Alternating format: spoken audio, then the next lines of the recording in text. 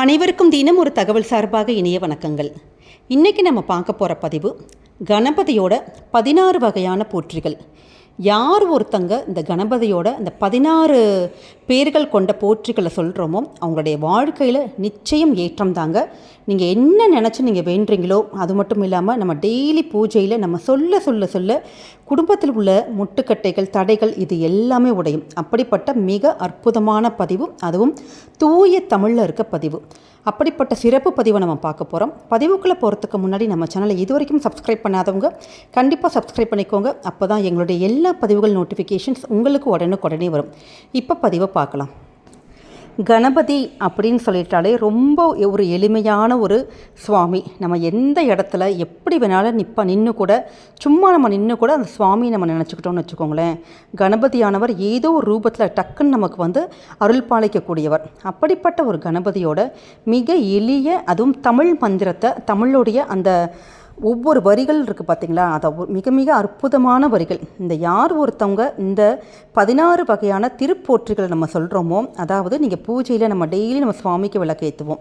அப்போ விளக்கேற்றுறப்ப இந்த ஒரு 16 லைனை நீங்கள் நம்ம சொல்லினீங்கன்னு வச்சுக்கோங்களேன், நிச்சயம் உங்களுடைய வாழ்க்கையில் ஏற்றம் தாங்க. இதில் ஒரு மாற்றமே கிடையாது. ஏன்னு கேட்டிங்கன்னா, இந்த 16 திருப்பெயர் நம்ம சொல்ல நம்முடைய அதில் இருக்க ஒவ்வொரு கணபதி, வீர கணபதியாக இருக்கட்டும், பால கணபதியாக இருக்கட்டும், ஹேரம்ப கணபதியாக இருக்கட்டும், அவங்களுடைய 16 கணபதியோட எல்லாருடைய அருள் நமக்கு பரிபூர்ணமாக கிடைக்குங்கிறது ஒரு ஐதீகம். அது மட்டும் இல்லாமல் உங்களுக்கு தடைகள், முட்டுக்கட்டைகள், நமக்கு ஜாதக ரீதியாக கூட ஏதாச்சும் ப்ராப்ளம் இருந்ததுன்னா கூட இந்த ஒரு மந்திரத்தை நம்ம சொல்ல நம்முடைய வாழ்க்கையில் எல்லாமே சுபிக்ஷமாகும். நீங்கள் என்ன நினச்சிட்டு வேண்டுறீங்களோ அது கண்டிப்பாக நடக்குங்க. இதில் மாற்றமே கிடையாது. அப்படிப்பட்ட அற்புதமான கணபதியோட திருநாமங்கள் கொண்ட போற்றிகள் பார்க்கலாம். இந்த மந்திர வரிகளை உங்கள் வீட்டில் சுவாமிக்கு ஒரு பூஜை அறையில் நம்ம தீபம் மட்டும் ஏற்றிட்டு நீங்கள் டெய்லி சொல்லலாம். இல்லாட்டி பிள்ளையாரோட முக்கிய தினங்களான சங்கடஹர சதுர்த்திக்கு சொல்லலாம். எப்போ வேணாலுமே நீங்கள் கணபதி நினச்சி நீங்கள் ஆத்மார்த்தமாக சொல்லக்கூடிய ஒரு மந்திரங்கள், போற்றிகள். அந்த போற்றிகள் இப்போ பார்க்கலாம்.